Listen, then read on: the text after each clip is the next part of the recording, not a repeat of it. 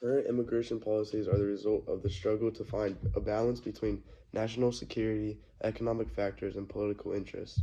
Immigration policies in the U.S. regulate the entry of people who are permitted to enter, work, study, or be granted visas, residence permits, and the current immigration policies focus on enforcing the border control and background checks, as well as offering an opportunity to reunite families, access to skilled labor, and protection to the people who escape violence or persecution in other countries.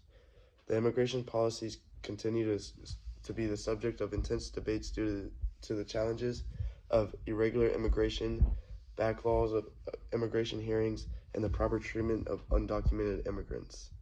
The immigration policies today are an embodiment of federalism and the sharing of powers as key pillars of the U.S. form of government under federalism.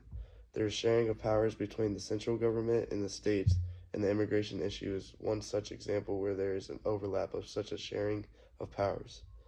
The central government exercises dominant powers concerning immigration, for example, who to allow into the country, visa policies, and deportation policies. The states exercise this sharing of powers because they collaborate with the federal government to enforce the immigration laws, provide services to the immigrants, and even pass policies concerning undocumented immigrants in the state legislation. These states and federal governments have been at odds concerning the enforcement of immigration policies, and this clearly demonstrates the ever-present and intricate balance of power inherent in federalism. This topic is very controversial, and many people with power have many conflicting opinions on it. The problem hasn't been solved, but the steps to resolving it are increasing resources and improving technology and infrastructure to the surveillance and ports of entry. Also, legalizing pathways improvement to people coming into the U.S. for work opportunities, as it's a national issue. Limited government is crucial in today's world because it protects individual liberties, prevents tyranny, and promotes economic freedom. By restricting governmental authority through constitutions, laws, individual rights such as freedom of speech and religion, and also assembly, they're all protected. This prevents the power, ensuring that the government remains accountable for its citizens and responsive to their needs. Limited government has a more dynamic civil society and a more innovative and prosperous economy, because when individuals are free to pursue their own interests without interference, there is greater economic growth within society. A fun fact related to federalism is Alexander Hamilton's death related to it. Alexander Hamilton was a key part of a strong central government and the author of the Federalist Papers. He was killed in 1804 due to a duel with the Vice President Aaron Burr.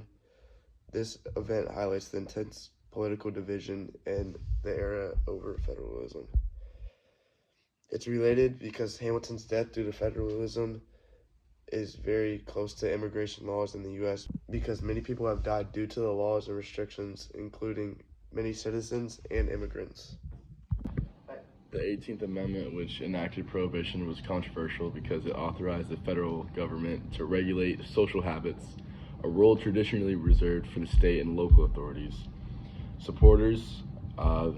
supporters were backed by various groups, including Anti-Saloon League and the Women's Christians Temperance Union, who wanted to eliminate alcohol consumption to reduce crime and corruption and improve public health and safety. The opponents, lots of Americans opposed the amendment due to several factors, including ineffective enforcement, increased crime from illegal alcohol trade, the need to tax revenue during the Great Depression, and widespread disobedience of the law. This ultimately led to the amendment's repeal. The 18th Amendment and national prohibition law was repealed from then.